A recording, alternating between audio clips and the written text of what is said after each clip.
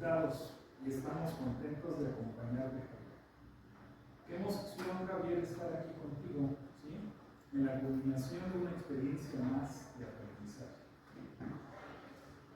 Vamos a dar inicio al protocolo sobre la presentación de la investigación realizada por el estudiante sustentante Héctor Javier Juárez Godínez, que nos va a presentar el producto del seminario de titulación con el tema Una mirada a las metodologías aplicadas a los monumentos históricos con vivienda, enfocada a los patrimonio arquitectónico, después de un agente perturbador.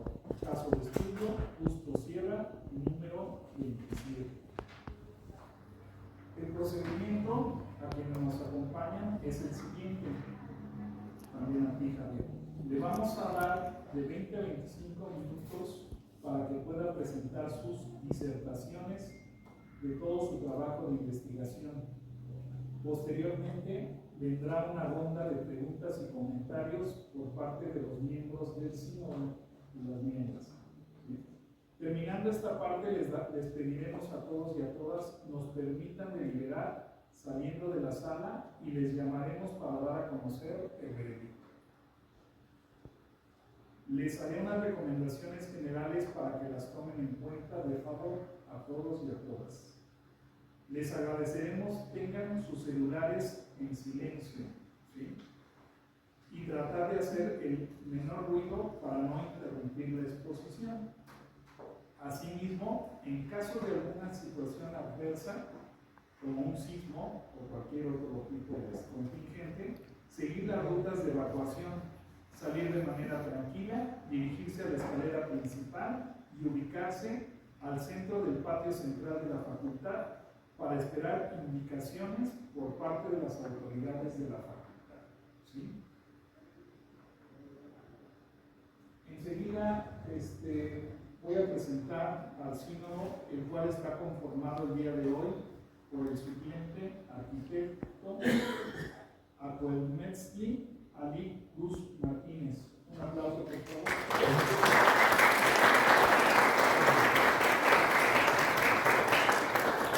Al siguiente, arquitecto Pablo Andrés Carreón López.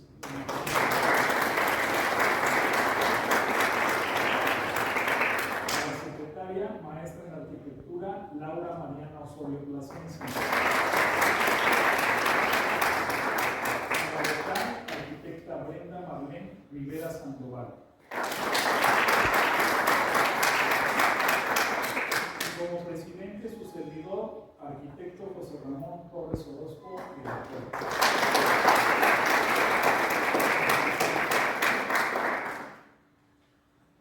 Una vez hechas las presentaciones pertinentes, les damos la bienvenida nuevamente a la Facultad de Arquitectura de la Universidad Nacional Autónoma de México para escuchar la exposición de Javier ante todos y todas ustedes. Te hago mención, ¿sí? Nuevamente, que tienes de 20 a 25 minutos para exponer y que los únicos que podemos interrumpir, si es necesario, es el jurado aquí presente. Nos vamos a pasar para que puedas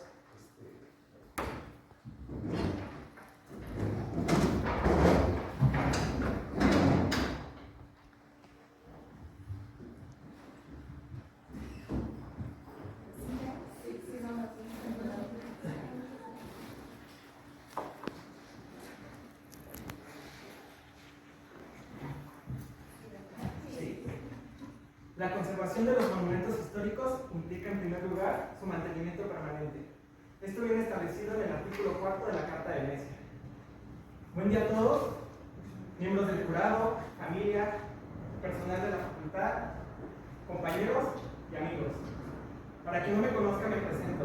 Soy Héctor Javier Juárez Godínez y el día de hoy vengo a presentarles los resultados de mi tesina teórica llamada Una mirada a las metodologías aplicadas a los monumentos históricos después de un agente perturbador, enfocada a los monumentos históricos en el patrimonio arquitectónico, con el caso de estudio Justo Sierra número 27. Para el desarrollo de esta, conté con la asesoría del arquitecto Ramón Torres, la arquitecta Brenda Rivera y la maestra Mariana Osorio. Iniciemos hablando con el caso de estudio, justo cierre número 27. Un inmueble ubicado a un costado del Templo Mayor, en la colonia Centro, que es catalogado como monumento histórico según la Ley Federal sobre zonas, monumentos históricos arqueológicos. En su artículo 36 menciona: un monumento histórico es cualquier inmueble construido entre 1521 a 1900. Como pueden observar en las imágenes, Justo Sierra es un inmueble de 3 niveles, cuenta con 2 locales comerciales y fue construido en distintas etapas. Fue construido su primera etapa en el siglo XVIII, XIX y XX. En este inmueble albergaba alrededor de 30 familias. En la noche del 4 de octubre del 2022 sufre un agente perturbador, que es un derrumbe en la parte posterior del inmueble, donde queda un herido, y es aquí donde yo tengo la oportunidad de acceder, gracias a la realización de mi servicio social, en la Coordinación Nacional de Monumentos Históricos, en la Dirección de Autorizaciones e Inspecciones, donde al poder recorrer al siguiente día del agente el inmueble, como lo cataloga la Ley General de Protección Civil, pude darme cuenta que el patrimonio no es únicamente un bien tangible, sino que es un conjunto de expresiones, de costumbres, y esto se puede ver expresada en un programa arquitectónico, como es en el caso de Justo Sierra, que refleja un contexto y le responde a las necesidades de cada sociedad. Para el desarrollo de mi investigación se dividió en 3 etapas. La primera, la caracterización. ¿Qué es el patrimonio? ¿Qué es la restauración? ¿Qué es un agente perturbador? ¿Y qué son las metodologías? Una vez que tuve claro esto, pude acceder al segundo capítulo, los procesos de intervención en arquitectura después de un agente perturbador. Aquí ondé 3 metodologías. La metodología de la renovación habitacional popular, que surge como primera respuesta después del terremoto de 1985. La metodología del doctor José Alejandro Villalobos, académico de esta facultad. Y la metodología del Instituto Nacional de Vivienda, quien es actual propietario del predio de Justo Sierra número 27. Posteriormente pasa al capítulo del caso de estudio, donde tuve la oportunidad de mondar en la metodología que actualmente se está empleando, investigar los antecedentes y que ha detenido este proceso. En mi planteamiento del problema, dentro de los diversos factores que llegué a encontrar, es que los monumentos históricos no están teniendo una adecuada intervención debido a que las metodologías se han quedado cortas a los procesos que actualmente se están implementando. Esto puede ser porque ya están desactualizadas o existen vacíos teóricos.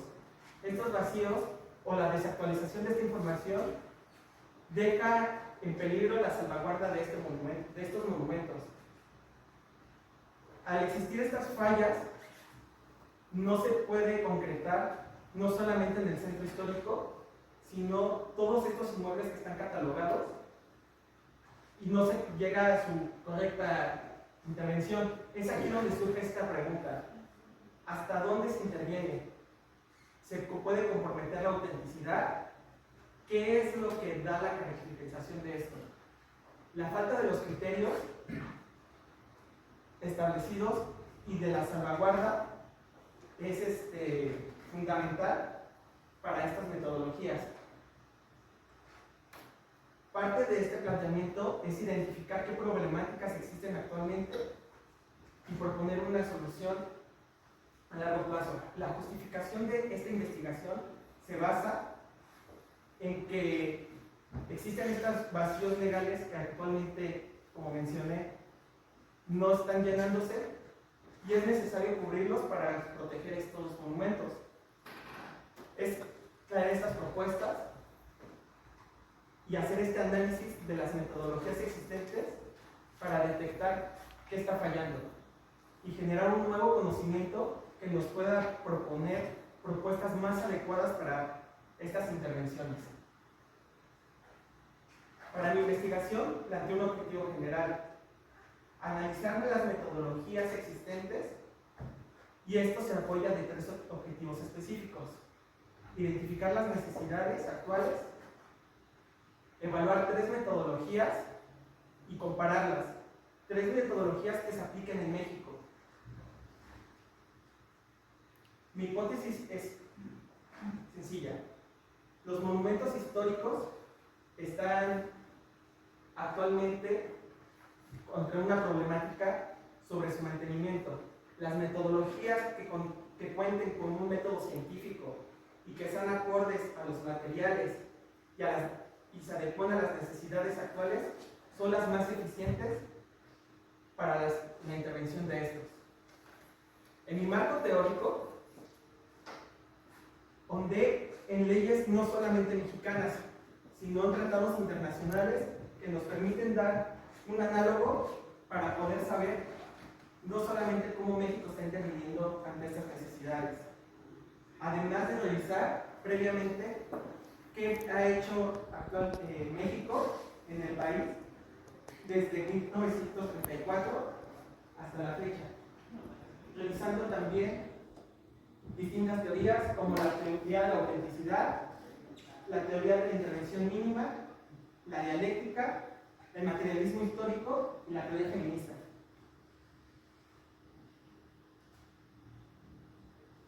Mi investigación tiene un enfoque cuantitativo y cualitativo, además de que tiene una mirada analítico-crítica. Esto se va a ver reflejado en el caso de estudio. Para poder desarrollar estas comparaciones, me apoyé de las 3 metodologías la de la renovación habitacional popular, la del Instituto Nacional de Vivienda y la del doctor José Alejandro Villalobos. Desarrollé 5 entrevistas, 2 de la renovación habitacional, una del Instituto Nacional de Vivienda, la del doctor José Alejandro Villalobos y la del maestro ideólogo Víctor García, para poder hacer la comparación y dar un resultado sólido. La primera metodología, la de renovación habitacional popular. Para esta conté con la entrevista de 2 personajes clave: del arquitecto Carlos Ortiz y de un arquitecto que prefiere reservar su información para no meterse en problemas debido a que actualmente está trabajando todavía en el instituto. Esta metodología surge como primera respuesta y no solo atiende a los monumentos históricos, sino que también propone vivienda nueva. Pero es aquí cuando, en el terremoto del 85, surge esta pregunta: ¿se están atendiendo monumentos y no es más fácil derrumbarlos? Es aquí cuando se empiezan a meter diversas influencias, diversas teorías, y surge la respuesta de que por lo menos se debe preservar la primera crujía. Esta metodología cuenta como antecedente para lo que actualmente es el Instituto de Vivienda de la Ciudad de México. La segunda metodología que analicé es la del doctor Villalobos, académico de esta facultad. Para mí esta metodología, además de que ha tenido una revisión, es estructurada y cuenta con el aporte de un académico no solo de la facultad, sino de la Escuela Nacional de Antropología e Historia. Él menciona en sus ensayos que cualquier inmueble debería ser tratado como una persona enferma, a la cual se le tiene que hacer una historia clínica, un diagnóstico y un tratamiento para poder tener una intervención adecuada.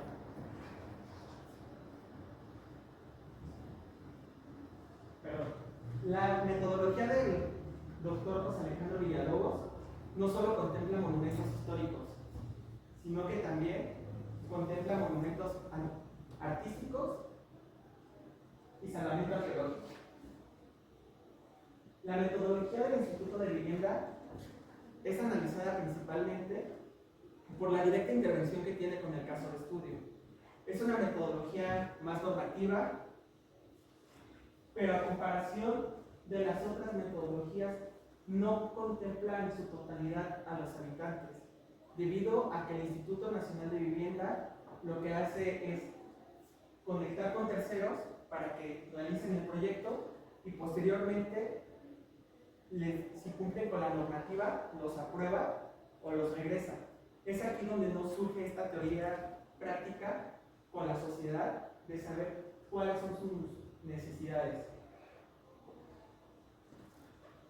Platicando aquí con la persona entrevistada que igual decidió reservar su información, comenta que el Instituto de Vivienda lo que requiere son especialistas y dejar de tener terceros para poder desarrollar de una manera más adecuada los proyectos. Esta metodología la verdad es que es muy ordenada y muy estructurada, pero tiene esa carencia de no contemplar en su totalidad a la sociedad debido a esta comunicación con terceros. Aquí es donde, al analizar estas metodologías, pues nos damos cuenta que realmente la única que en un principio tuvo una mayor flexibilidad de adaptación fue la renovación habitacional popular. Las otras han carecido de estos elementos que puedan adecuarse de una mejor manera. Tienen un sustento técnico, sobre todo la metodología del Instituto de Vivienda, que es un poco más rigurosa al ser normativa, y tienen distintos enfoques. La renovación habitacional popular, su enfoque en sí es comunitario. La del Instituto de Vivienda es normativo, y aunque la más flexible es la del doctor José Alejandro Villalobos, muchas veces queda en algo académico, algo teórico, que no se puede llevar en su totalidad al desarrollo. Es aquí cuando pasamos a la metodología que se está implementando en el caso de estudio, que es Justo Sierra. El biólogo y maestro Víctor García, al poder platicar con él, su metodología es buena, pero se queda cortada.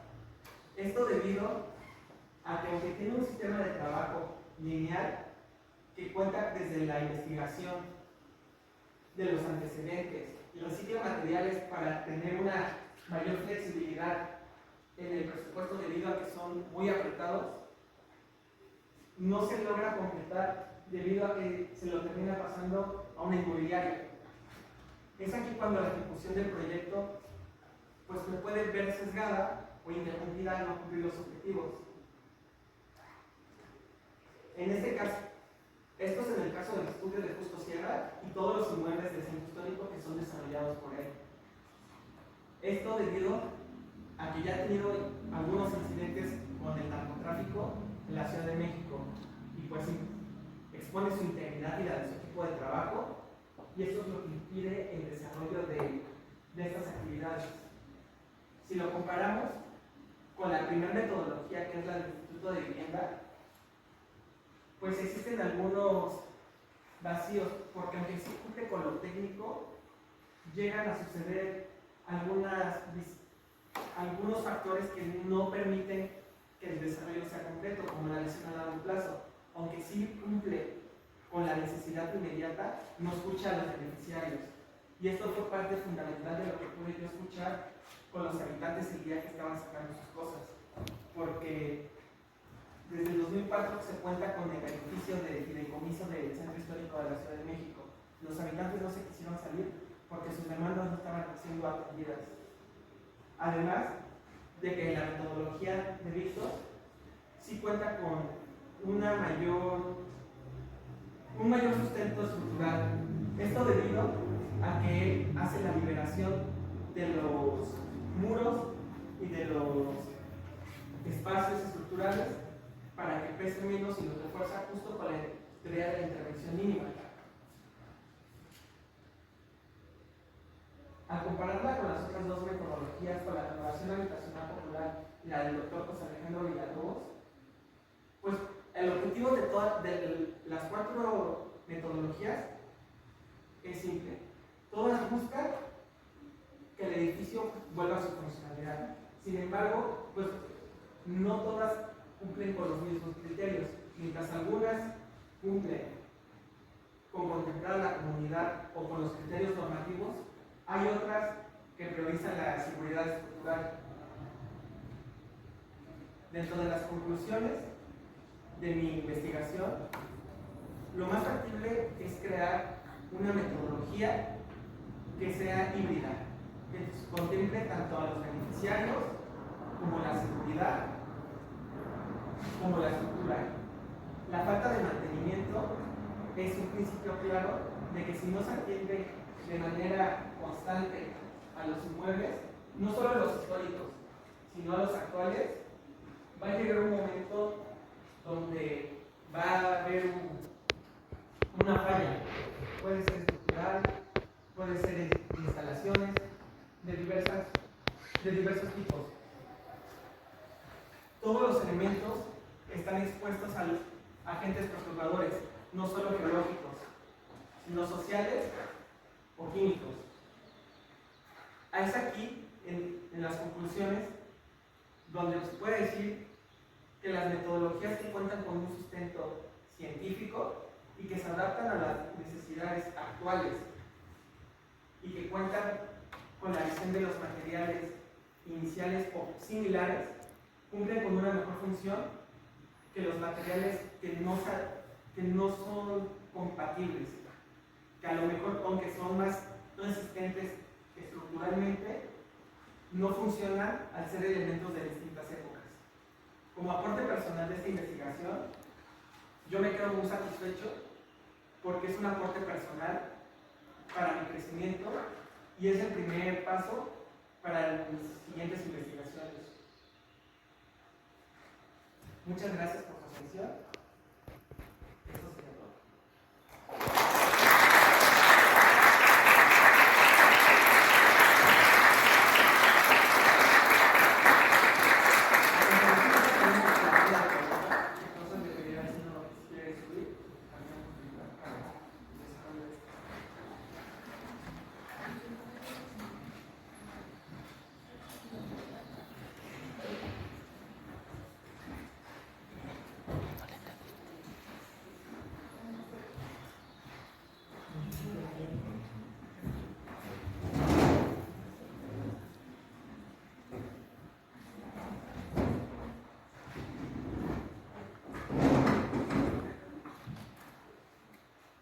Javier, gracias por tu exposición. ¿Quieres tomar asiento o permanecer de pie? Gracias. ¿Sí? Te sientas más a gusto. ¿Sí? Vamos a iniciar con una serie de comentarios y preguntas por parte del sínodo hacia tu investigación. Entonces, doy la palabra al suplente arquitecto Ali Cruz. Gracias. Es una entrevista bastante interesante, sobre todo en la facultad no es muy común hacer tesis teóricas, porque ahí implica muchas confrontaciones de las diferentes maneras en que se tiene la arquitectura. A ver, las partes, por ejemplo, que dedican más a lo técnico es como más rigor, más dentro del rigor de las fórmulas, pero la parte teórica es muy interesante. Qué bueno que aceptaste este reto de hacer en tu tesis esta parte. Ahora, la otra, lo interesante y más bien es el comentario de los paneles que hiciste. A mí creo que hiciste correctamente, primero hacer una comparativa histórica. Sobre todo creo que es muy relevante cuando damos clases de historia, muchas veces creo que olvidamos para qué nos sirve conocer historia como una materia en la vida profesional. Y creo que este enfoque que le das, bueno, nos corrobora, al menos personalmente, al inicio del lenguaje que damos en la materia de historia del siglo XIX, precisamente que tiene que ver con esto, y en un momento del siglo XX, les proporcionamos a los chicos el enfoque de que esto también es parte de su trabajo, la restauración. Y eso creo que es muy importante, al menos esto me está sirviendo también incluso como reforzar que es correcto esta parte y complementar algunas cuestiones que mencionas, ¿no? Yo me había olvidado la Cata de Venecia, por ejemplo, mencionar y todo esto, que aquí haces bastante organizado. Sobre todo quienes se dedican a las restauraciones, pues son como los elementos referentes.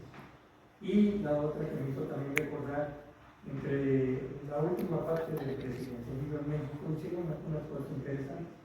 Entre esto, las leyes más recientes sobre monumentos históricos o la de planeación en el caso de lo urbano, ¿no? Y creo que eso también ha ayudado a, por lo menos, lo que recuerdo que en algunas reuniones de historiadores de la arquitectura discutíamos, de que, por ejemplo, el patrimonio del siglo XIX ya alcanzó a protegerse, pero todavía del siglo XX falta, ¿no?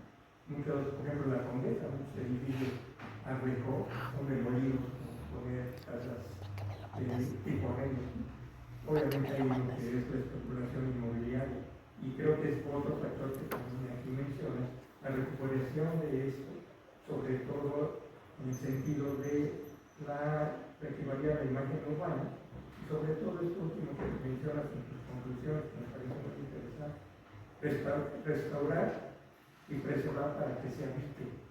Y muchas veces también el otro problema que se tiene en la restauración, muchas de estas casas las refuncionalizan. ¿Qué significa que le dan otro uso? Terminan de local comercial, de tiendas y olvidamos su función original, que es la habitación. Y eso en el centro histórico, pero también pasa en Polanco, construcciones de los años 30, residencias de ese tipo, ya ahora son locales comerciales de tiendas de cómputo, etc. Y se está perdiendo la parte fundamental, que es la habitabilidad. Y sobre todo, regresando al centro histórico, pues esa es la lucha que hay, ¿no? Y creo que me hizo recordar también en el sismo del 85, nosotros participamos apoyando la asociación de vecinos de los doctores, pero esa lucha fue tan fuerte que hizo que el Estado, que además lo que estaba planteando, recuerdo, era, pues ya se cayeron las casas, pues ya, ahora sí podemos hacer oficinas u otra cosa.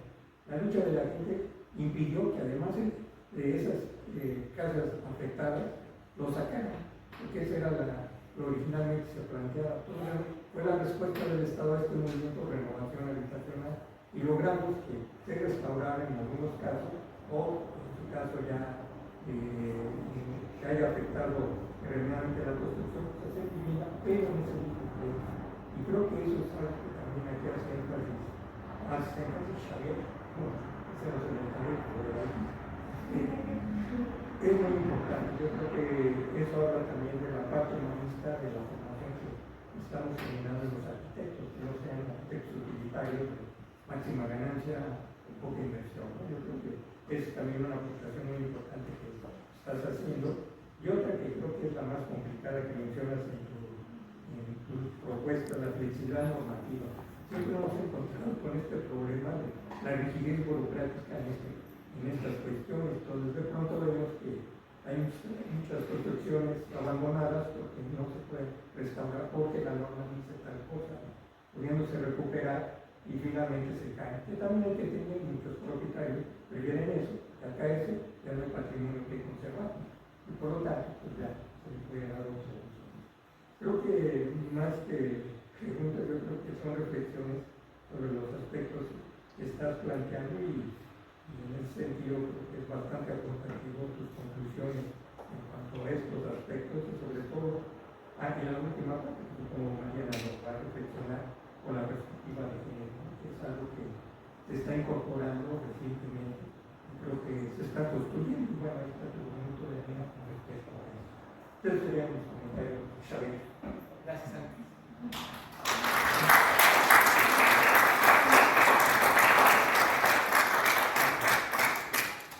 Gracias, arquitecto.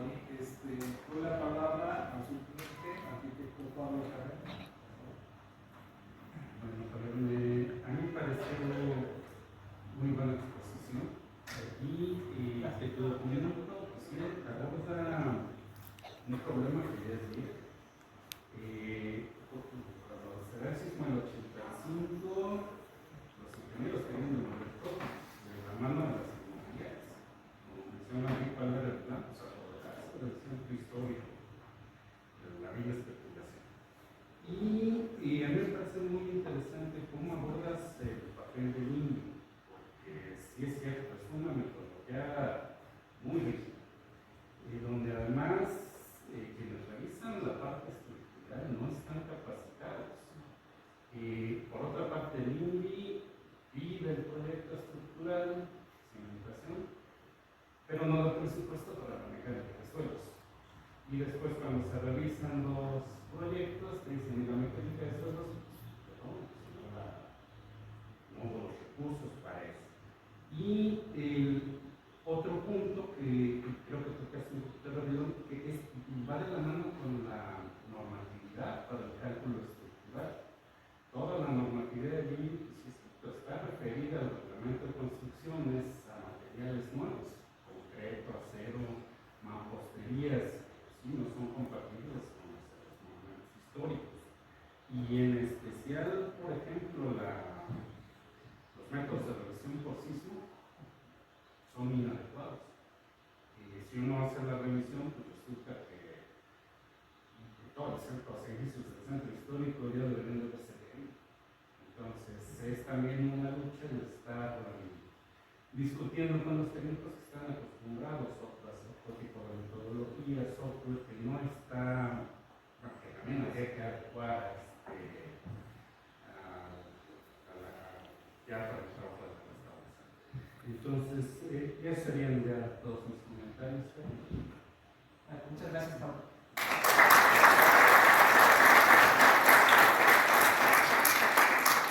Gracias, arquitecto Pablo.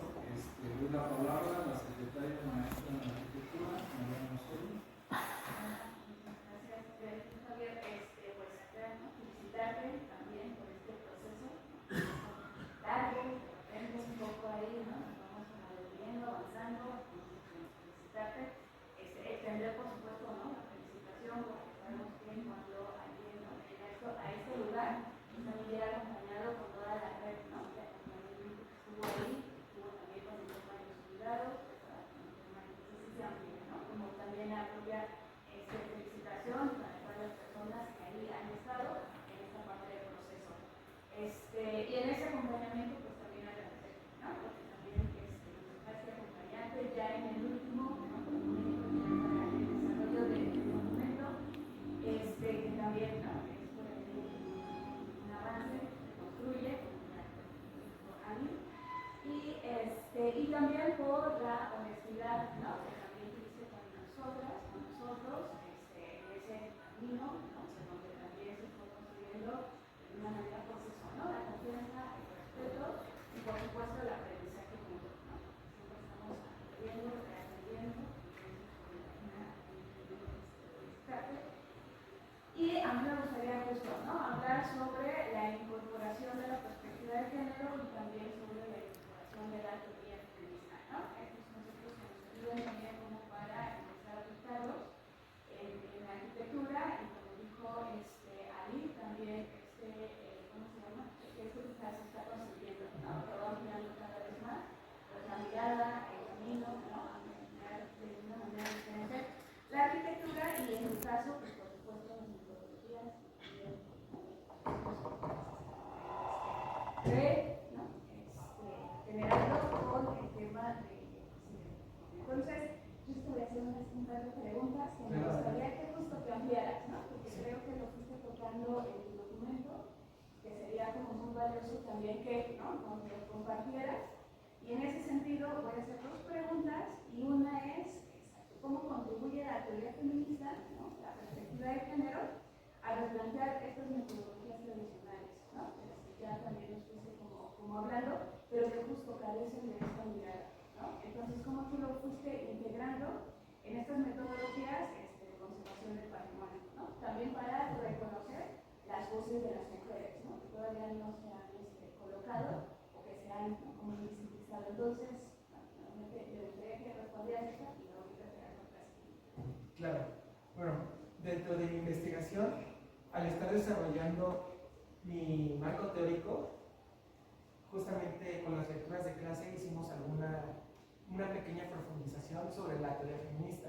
Ahí fue cuando yo me metí un poco más a investigar qué estaba pasando con los monumentos históricos.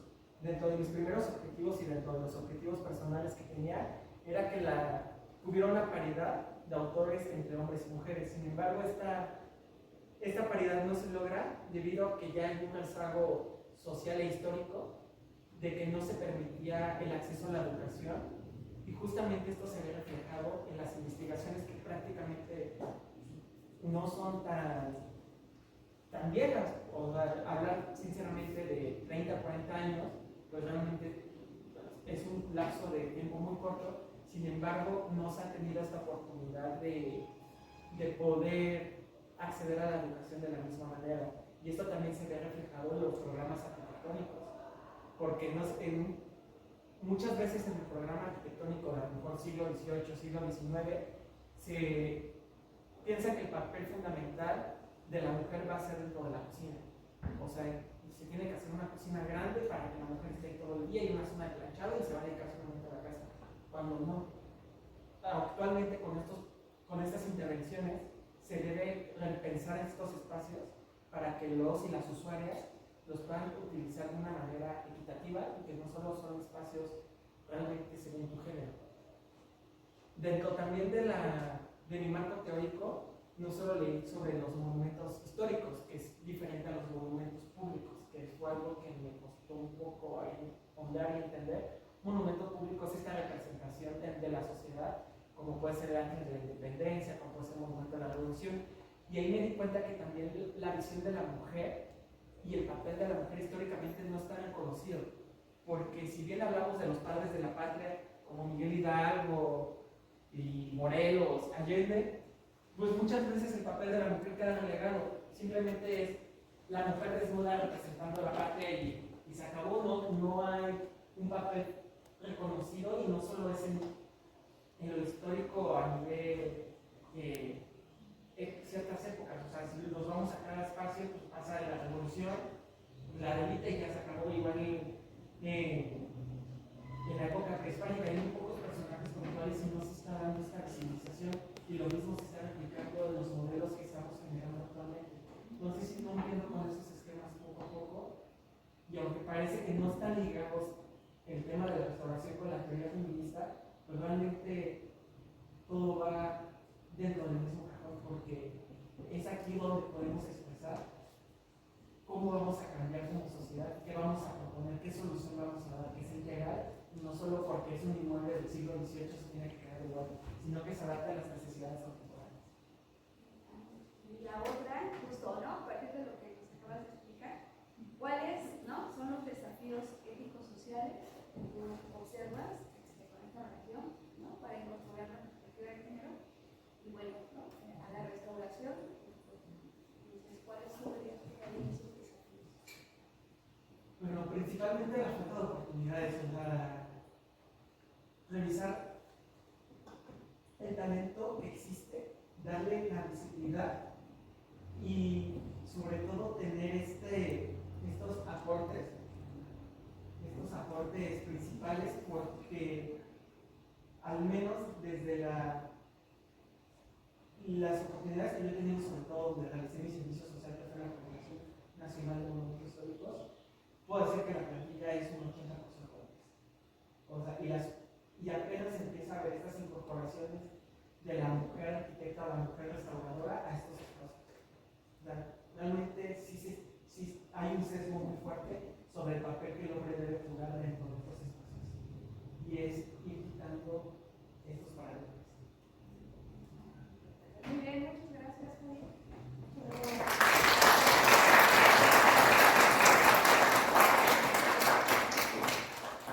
Gracias, maestra Mariana. Le doy la palabra a la vocal arquitecta Marlene Rivera. Hola Javier, otra vez. Un gustazo. Yo quiero iniciar dando a conocer que desde que nos conocimos cuando estábamos en el cuarto nivel, bueno, pues ahí siempre se notó esta energía, ¿verdad? Que muestras el movimiento, y estás aquí, estás allá. No lo contienes porque así eres tú. Y esa energía, bueno, pues siempre la transmitiste al trabajo en equipo, y también de manera individual, y también siempre apoyaste en lo que podías a tus compañeros, les das tips, les das, formas de cómo se pueden realizar algunas cosas. Tú también entras ahí en este tipo de modificaciones, pero pues ese mismo entusiasmo se vio reflejado ahorita, ¿verdad? Tanta energía contenida que estabas todo nervioso en la exposición, pero muy bien, salió muy bien. Sí pudiste, ¿verdad? Había aprovechado esos minutos adicionales que tenías para ahondar un poquito más en algunas otras cosas que están marcadas dentro del libro y que son bien importantes también para entenderlo. Muy bien tu exposición, muy concisa, pero sí pudiste ir por ahí todavía haciendo bajar un poquito tu energía contenida, pero esa misma energía fue la que utilizaste para esta investigación, porque siempre has mostrado este interés apasionado por lo que es la restauración.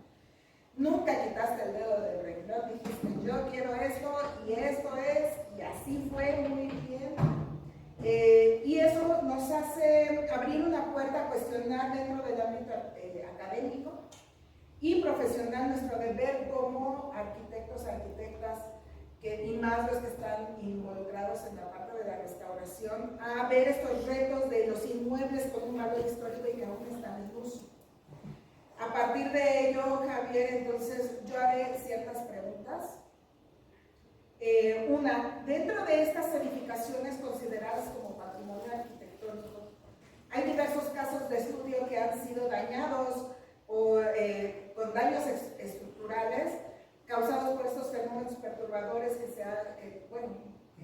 existen, ¿no? Y ¿qué te llevó a definirte realmente por estudiar lo que es una vivienda y no cualquier otro elemento arquitectónico que también es considerado como patrimonio, que también tiene esta misma importancia?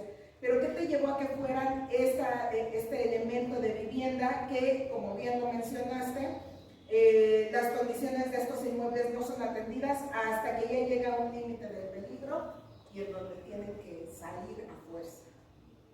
Ok. Lo que me llevó a que fuera vivienda y no a lo mejor un distinto uso habitacional es que ya existen estos elementos, no solamente en zonas protegidas como el centro histórico, sino que tenemos en la Ciudad de México algunas otras como San Ángel, Azcapotzalco, Coyoacán. Y muchas veces sucede que dejan estos inmuebles a la expectativa de falta de conservación porque los ven como predios que no pueden ser utilizados cuando realmente tienen potencial de ser intervenidos y poder atender una necesidad puntual, como es en el caso de Justo Sierra. Al yo poder estar en Justo Sierra, pues, y no solamente recorrer las Justo Sierra, sino una cantidad maravillosa de inmuebles, te das cuenta que hay una necesidad de vivienda digna. O sea, existen estas personas que habitan estos elementos en condiciones precarias y que pueden ser intervenidas. Y yo difiero porque creo que no siempre se llega al punto de hasta un agente o que no hay recursos.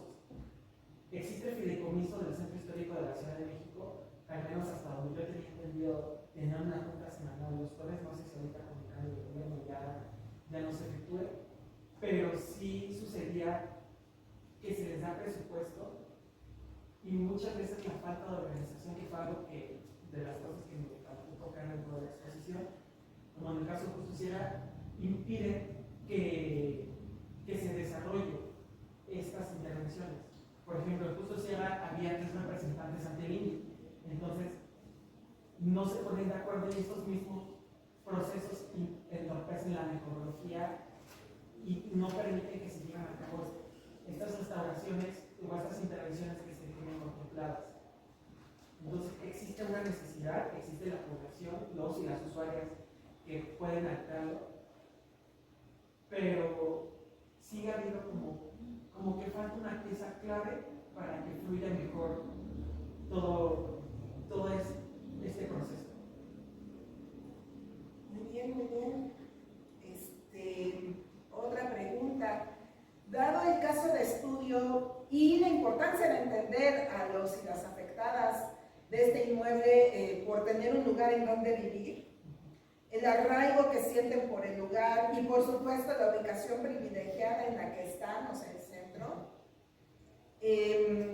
Se entiende que puede haber cierta presión por apresurar las restauraciones necesarias, porque bueno, en este caso de Justo Sierra pues se derrumbó y salieron.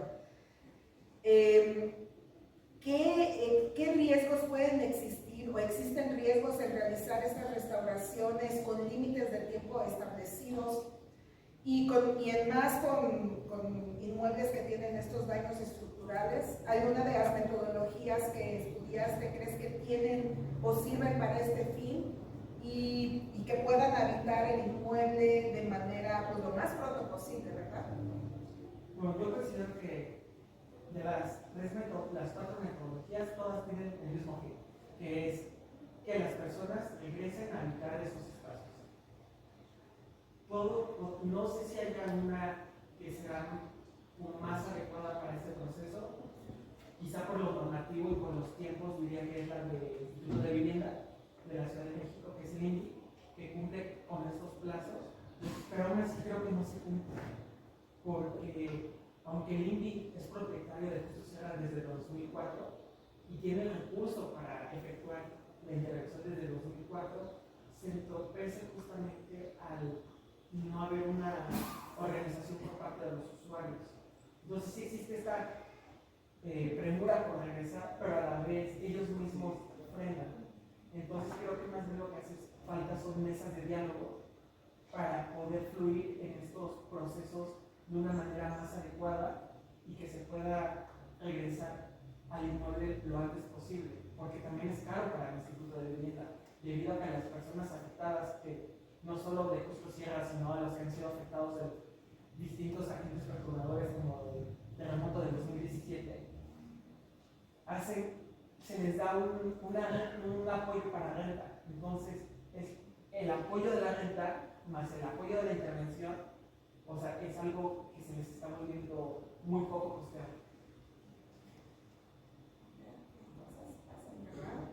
De las teorías que utilizaste, ¿cuál te ayuda a terminar la conclusión de tu trabajo y con cuál metodología tú te quedas para explorarlo más a fondo posiblemente en un posible posgrado?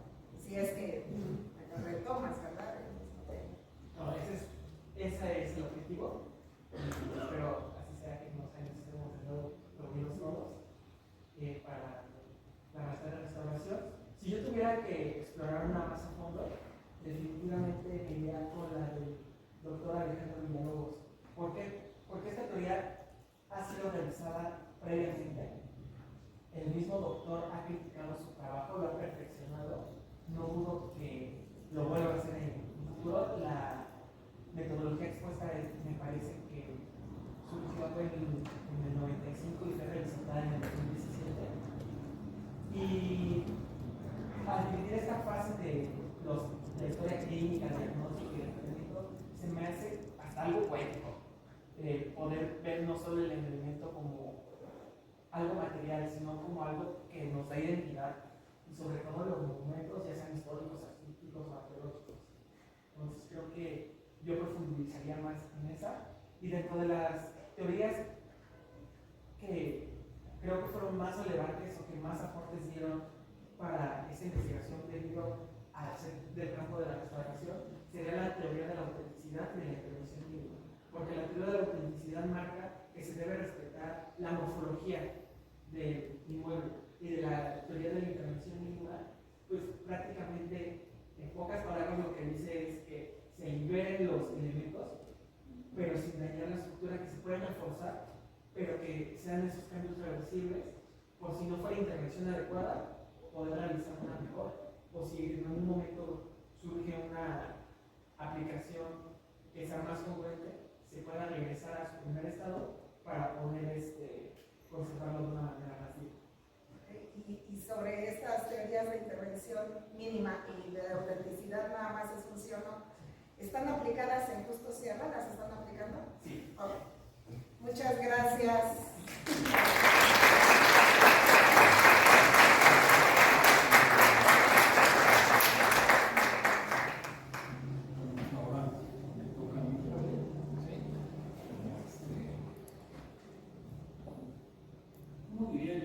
ensayamos durante un año, ¿no? Es decir, esta es una cuestión, quiero decir a los invitados y invitadas, una situación protocolaria, ¿sí?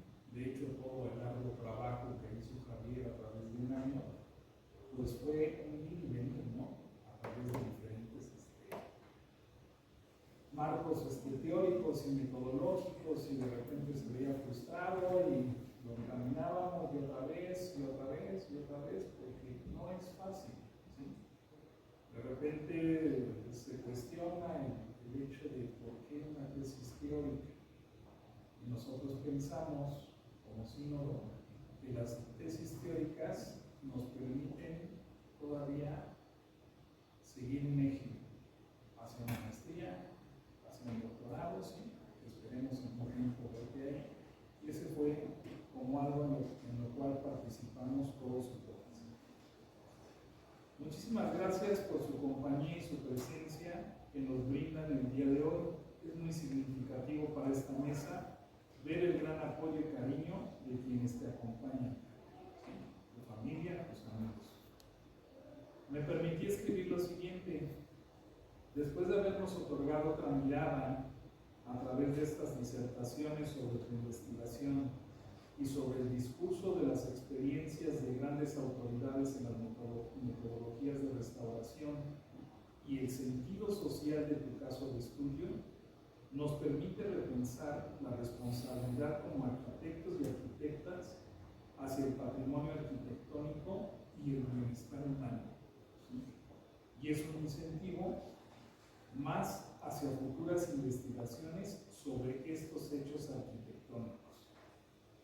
Como bien dijiste, como lo dijeron mis compañeros, hay que trabajar un poco en valorar estas partes del patrimonio, ¿no? Y más lo que está relacionado con la arquitectura.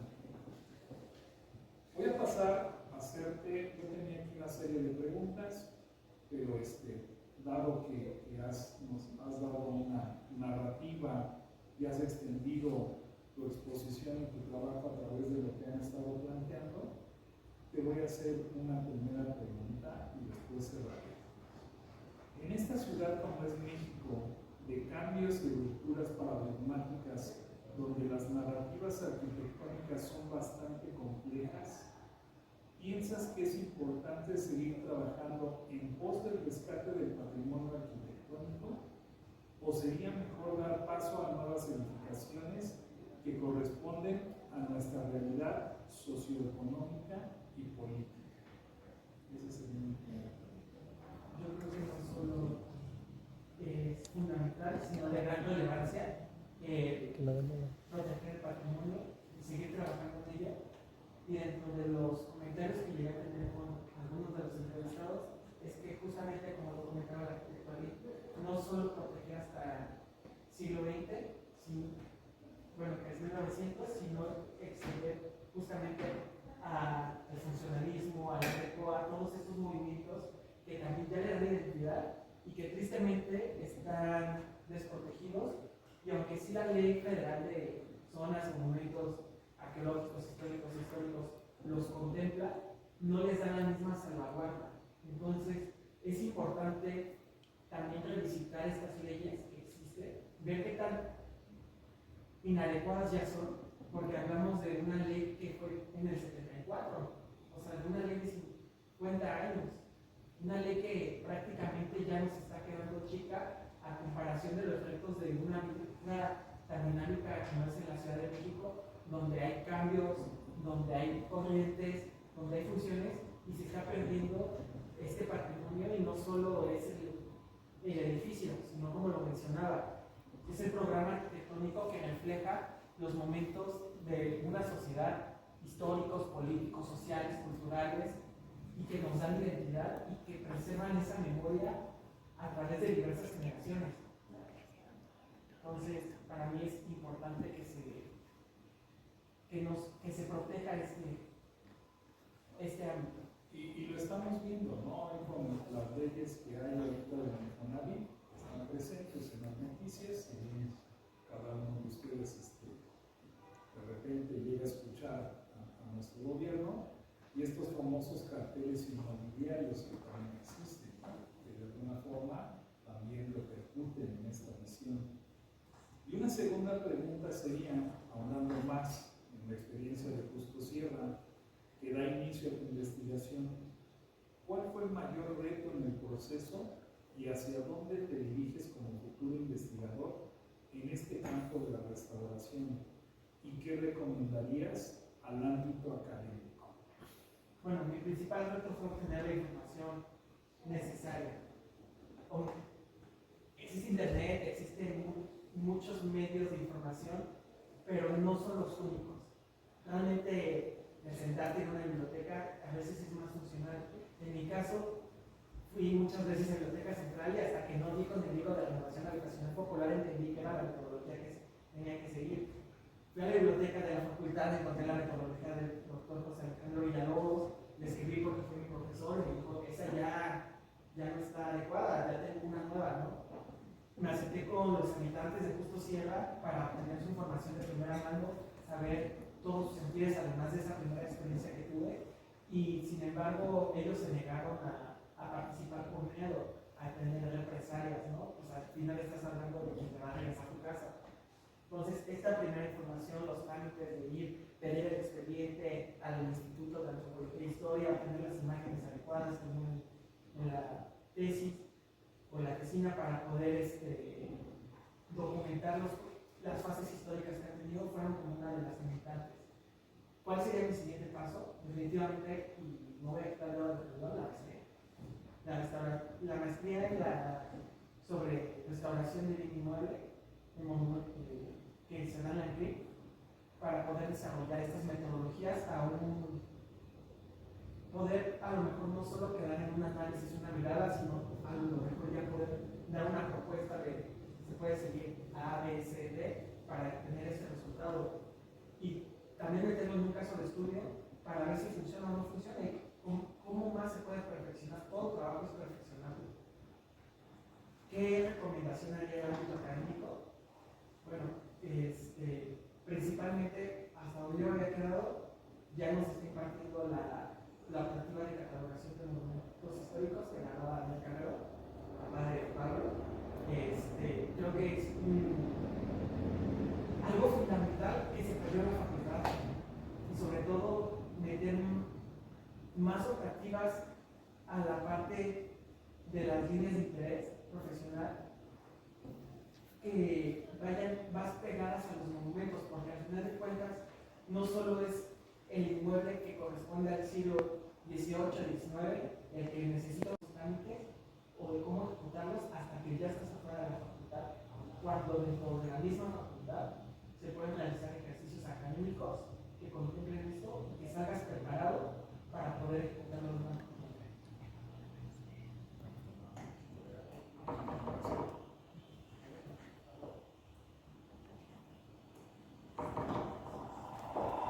Sí, y como bien mencionas, ¿no? Es decir, estos instrumentos metodológicos que te llevaron también a tu investigación, las investigaciones mixtas, lo cuantitativo, lo cualitativo, no solamente es meterse a la biblioteca, sino acercarse precisamente a los actores. Entonces tenemos que repensar la academia, lo académico con la praxis profesional, ¿no? Que eso es sumamente importante.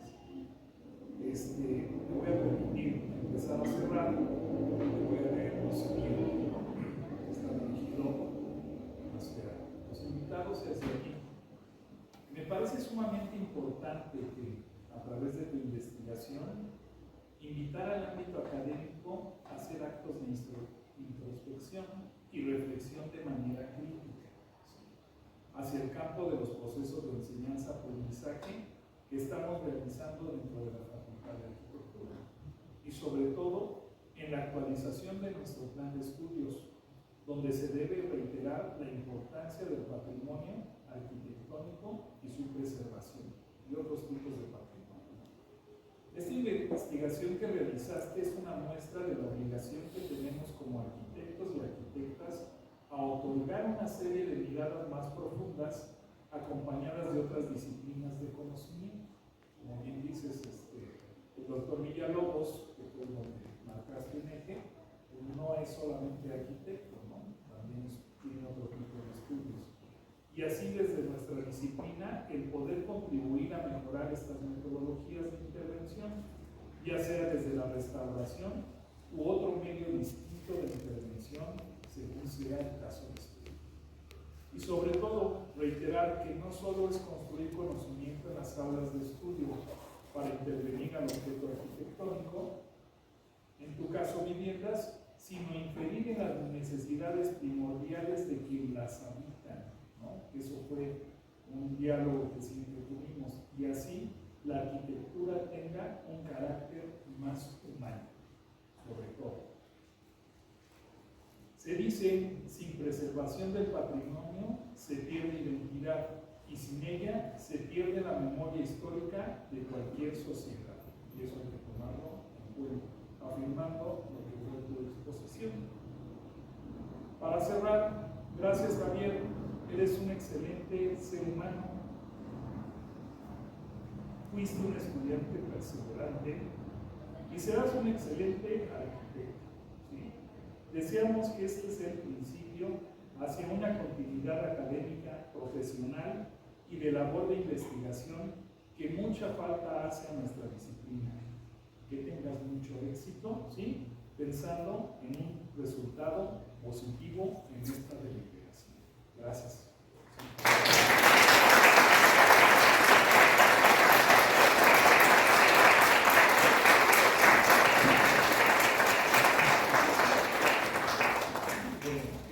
Lo que sigue es lo siguiente, les vamos a pedir a todos y a todas un tiempo afuera para poder deliberar y estén atentos para el regreso.